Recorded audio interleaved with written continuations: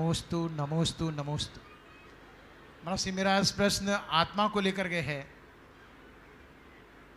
ये तो करीब करीब सारे विश्व में अब सभी लोगों के बहुल मानने लगे हैं कि आत्मा अजर है, अमर है, इसका विनाश नहीं होता। तो प्रश्न उठता है कि अगर एक आत्मा एक पर्याय को छोड़ करके दूसरे पर्याय में जाती है तो उस आत्मा को कितना परिगमन करना पड़ता है, कितना परिभ्रमण करना पड़ता है, उसका क्या कोई सीमा है या कोई अधिकतम है या कोई न्यूनतम सीमा उसकी है। दूसरा, आत्मा के कितने प्रकार या भेद होते हैं, क्योंकि कहीं कहीं कहा जाता है कि आत्मा परमात्मा बन जाती है, बहिरात्मा होती है, अंतरात्मा होती है, पापात्मा होती है। तो कितने भेद होते हैं और क्या भव्य पुरुष भी परमात्मा बन सकता है? आपके 3 प्रश्न हैं और तीनों बड़े दर्शन से संबद्ध प्रश्न हैं। सबसे पहला सवाल, आत्मा की स्थिति क्या है?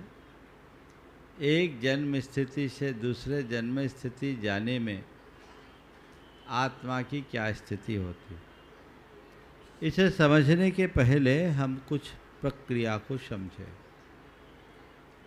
संसार में जितने भी आत्मा है वह सब देहधारी है। क्या है? संसार के जितने भी प्राणी हैं सभी देहधारी हैं। और हमारा जो शरीर है वो 2 तरह का है। एक ये जो स्थूल शरीर है जो हमें दिखाई पड़ता है, इसके अलावा सूक्ष्म शरीर है जो हमें दिखाई नहीं पड़ता।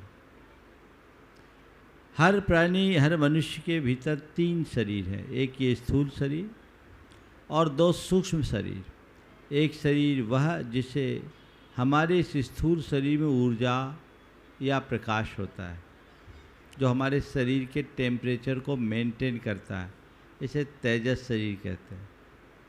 और दूसरा है कार्बन शरीर, जिसे कारण शरीर या संस्कार शरीर भी कहा जाता है। हमारी जब मृत्यु होती है तो स्थूल शरीर छूटता है, आत्मा इस स्थूल शरीर को छोड़ देती है और सूक्ष्म तेजस और कार्बन शरीर के साथ निकल जाती है। तेजस और कार्बन शरीर के चले जाने के कारण ही मृत्यु के उपरांत हमारा शरीर ठंडा पड़ जाता है। तो जो हमारे संस्कारों का शरीर है वो हमारे साथ जुड़ा हुआ है और उस संस्कार के शरीर के बल पर हम नए जन्म स्थान पर पहुंचते हैं और वह हम इस जीवन में ही सुनिश्चित कर लेते हैं। हमें अगले जन्म में कहाँ जाना है उसकी व्यवस्था यहाँ होगी। बिना रिजर्वेशन के यहाँ जर्नी नहीं होती, टिकट पहले सुरक्षित हो जाती। समझ गए? तो हम अपने पूर्व जन्म में ही आगामी जीवन को सुनिश्चित कर लेते हैं। वहाँ हमारा ये संस्कार शरीर हमें पहुँचा देता है और संसार में, पूरे ब्रह्मांड में कहीं भी जाने में हमें बहुत समय नहीं लगता। मैक्सिमम 3 समय समय काल की सबसे छोटी इकाई है। और ये समझ लो, एक परमाणु एक दूसरे परमाणु को क्रॉस करने में जितना टाइम ले उसका नाम समय है, बहुत सूक्ष्म। ऐसे 3 समय, उतने देर में आत्मा वहाँ पहुँचता है और आत्मा के पहुँचने के उपरांत वह नए स्थूल शरीर के निर्माण की प्रक्रिया प्रारंभ कर देता है। नए स्थूल शरीर के निर्माण की प्रक्रिया में वह कुछ भौतिक शक्तियों को ग्रहण करता है और कुछ पल में वो शक्तियाँ ग्रहण हो जाती है, जिसके बल पर वो नए शरीर के निर्माण योग्य साधन को जुटाने में समर्थ हो जाता है। और फिर जीवन पर्यंत हमारे नए शरीर के निर्माण की प्रक्रिया चलते रहती है और जब तक हमारी आयु है हम इस स्थूल शरीर के साथ रहते हैं।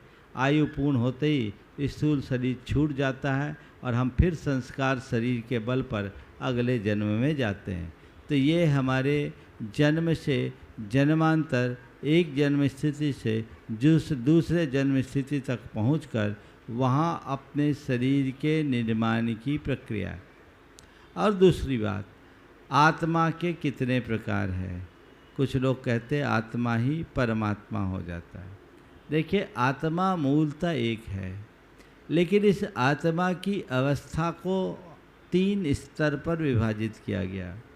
एक बहिरात्मा, दूसरी अंतरात्मा और तीसरी परमात्मा। बहिरात्मा वो है जो शरीर में ही आत्म बुद्धि रखता हो, जो देह जगत के स्तर पर जीता है वो बहिरात्मा, शास्त्रीय भाषा में वो मिथ्या दृष्टि कहलाता है। अंतरात्मा, जिन्हें शरीर से भिन्न आत्मा का ज्ञान हो, वो अंतरात्मा कहलाता है। और परमात्मा, जिन्होंने अपने परम आत्मा को प्राप्त कर लिया, अर्थात आत्मा में लगे कर्म कलुष को जिनने नष्ट कर दिया, वो परमात्मा है।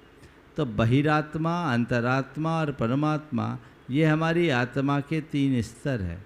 अब आपका तीसरा सवाल है, क्या अभव्य परमात्मा हो सकता है? अभव्य की ऐसी बुद्धि नहीं होती कि वो अपनी आत्मा और शरीर के भेद को जान सके।